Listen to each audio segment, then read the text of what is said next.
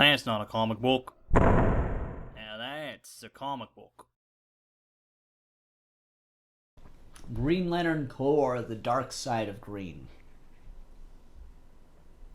First story arc. Well told.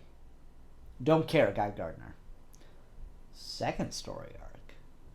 Fuck yeah. Guy Gardner involved? Sure, but it's not a Guy Gardner story. Yay. First story arc is about basically the Guardians Black Ops team and them going on a mission, and Guy Gardner's involved, and there's a butterfly girl that gets involved. There's a sexy butterfly. Where's the cover for that? I want to see the cover with the sexy butterfly. That's a sexy butterfly, bitch. Did you ever want to have sex with a butterfly? Because now you do.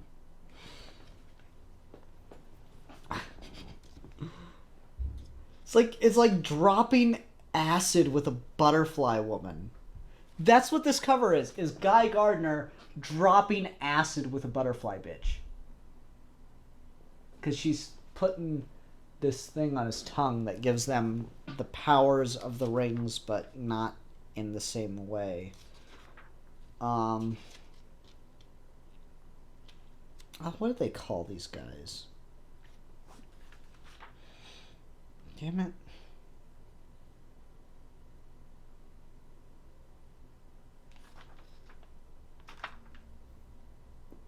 Kund are their servants. What the shit did they call these guys? Dominator. The Dominators. The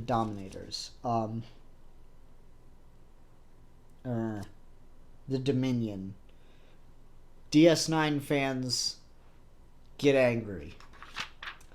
The Dominion. The Dominion and the Kunds are kind of classic, just empire, evil empire in space that the Guardians are always dealing with.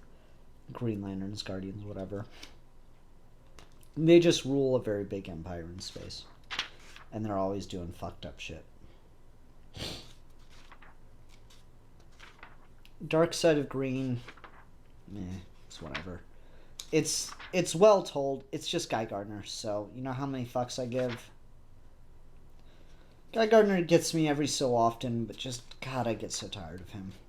He is obnoxious at times to deal with, and that's just impossible to put up with. So yeah, Guy Gardner being Guy Gardner, doing his thing. And then he gets, Superman 3 kissed at the end and doesn't remember any of it.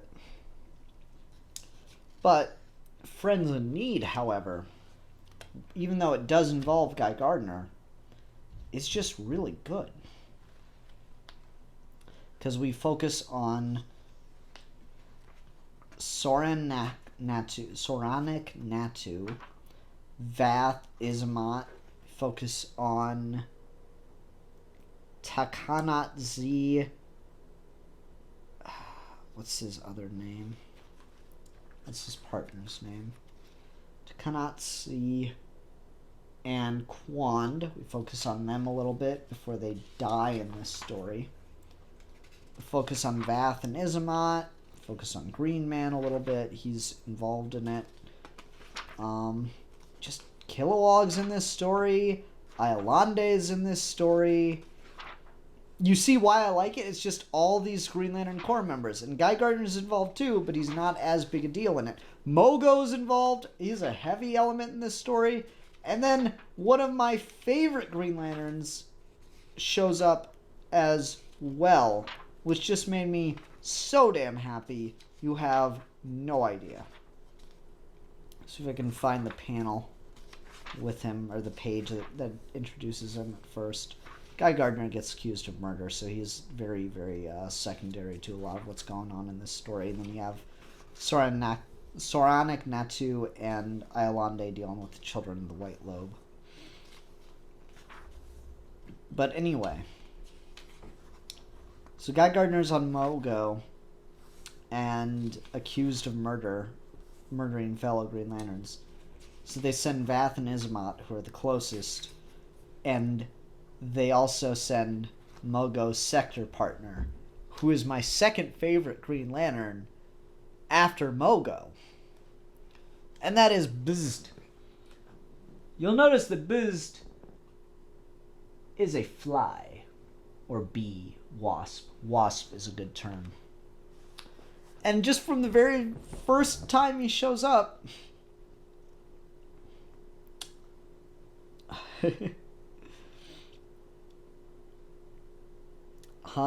Lantern approaching distance 100 clicks.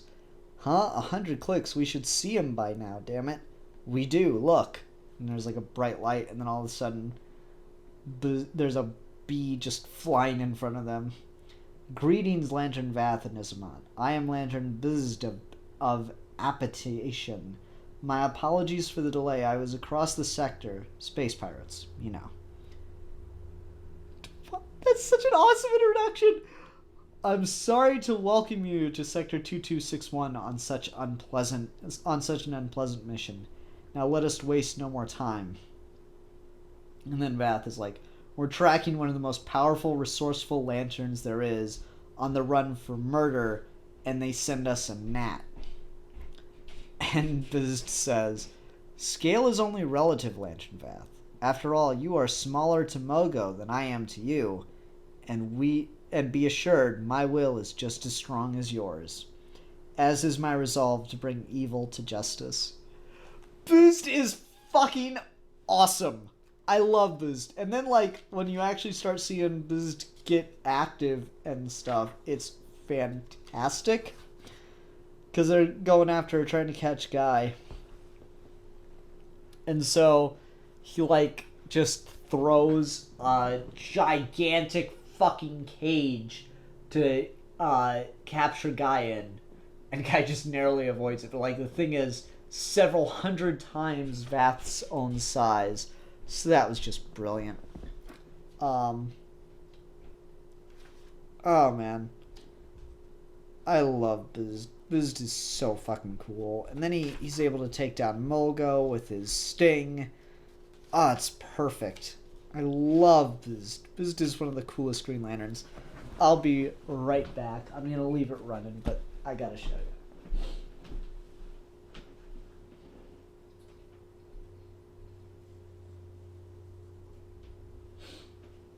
I'm going to have a real pain in the ass getting this back, but...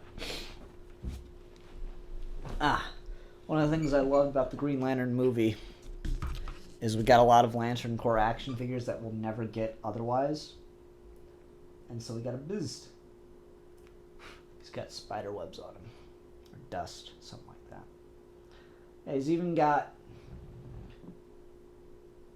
Don't focus on me, focus on that. He's even got the lantern symbol on his back, just like in the comic. I think that is so cool. I loved the Green Lantern action figure line for that. I've considered getting a Rotlop fan, and I might have to break down and buy one off eBay. They're a little more expensive than they were when they were on clearance because the movie didn't do very well. But yeah, from the very first time you see Bzd, he's got the lantern logo on his thorax, I believe would be the term for it. So yeah, I think Bzd is a really cool Green Lantern. He's one of my favorites. He just takes the bizarreness of the concept of Green Lantern and runs with it. And Dave Gibbons had a lot of fun writing this book. That's the thing. You can really tell, because Dave Gibbons is focusing more on just the members of the Corps than he is on Guy Gardner. Dave Gibbons is the one writing a Green Lantern Corps book. Other writers are the ones writing Guy Gardner book. I do not love Guy. I do not have much love for Guy Gardner. He really does get on my nerves. He just gets overly... he's just fucking annoying. So no, the Friends in Need story is great. It has a fantastic ending. Dave Gibbons, who was the original artist on the Alan Moore story that created Mogo, Dave Gibbons has a ton of fun writing Mogo. He really does just know exactly what he wanted to do with with this character and this universe. Oh, wait a minute. But also has the lantern symbol on his front. Does the action figure get that? No. But you really couldn't expect them to. There's not a lot of room left there. It's okay. It's based off the movie anyway. Dave Gibbons was the artist on the original Alan Moore story where Mogo was introduced. And so in this story we have a fungal spore that is outbreaking on Mogo's surface and causing and basically mind controlling lanterns. And it's yellow. It's caused an outbreak on Mogo's surface, and it was beginning to dig down deep into the core. And they're like, well, what are we going to do about it? And Mogo's like, my friends, Mogo, wondered when we'd hear from you, big boy. Been busy. No time for talk. Now you must leave. It burrows deeper toward my core. It seeks to infect me, too. Isn't Mogo already infected, Lantern Gardener? Keep up, pal. As long as the fungus stayed on the surface, it was no more than a zit to a planet this size. It could do the dirty without Mogo even noticing. But if the spores reach Mogo's core, we need to prevent that. We need to cut deep. No time. Leave now. Mogo talking. Leave? Has it sent you mad already, Mogo? No, not mad. I will deal. You? How? Heads up, troops, and they look up in the air and there's a fucking meat eater in the sky. I have moved my orbit into the path of an asteroid. Its impact will destroy the evil. Burn it out forever. Leave now. You heard the big green marble. Let's fly. And so you have... it's just destruction on Mogo, big explosion. And afterward, Mogo's safe, but obviously injured from it. And, Biz is like, I will watch over my sector partner until his wounds are healed. Oh, it's so cute. I love this book. It's so good. Dave Gibbons is great. In Mogo's last lines, we must all be vigilant, like good, evil comes in every shape and size. That's so clever. Just, the way they set this book up has been fantastic. We're having so much fun doing it. Dave Gibbons was the perfect guy to go to for that. I really love the second arc of this. First arc, meh. It's well written, I just don't care for Guy Gardner. So if you like Guy Gardner, you'd probably enjoy it. If you like Guy Gardner, you have bad taste. Kidding, mostly, not really. Yeah. Good stuff. Really, really good stuff. Dave Gibbons, you're awesome. Other guy that wrote this, Keith Champagne, not so much. I think that's the writer on the first arc, maybe. Hard to tell. Yeah, Keith Champagne wrote the first arc. Oh, and Dave Gibbons did some of the art on this, too. He did the pencils. His style has really evolved since Watchmen. I've never really cared for Watchmen's art or anything. I don't think Dave Gibbons is... At least 80s Dave Gibbons was all that great an artist, but him using computers, yeah. He's really evolved quite well. Man, such a good series. I think you could tell he was having a lot of fun writing this, too. Good stuff. Good stuff indeed. That's not a comic book. Now that's a comic book.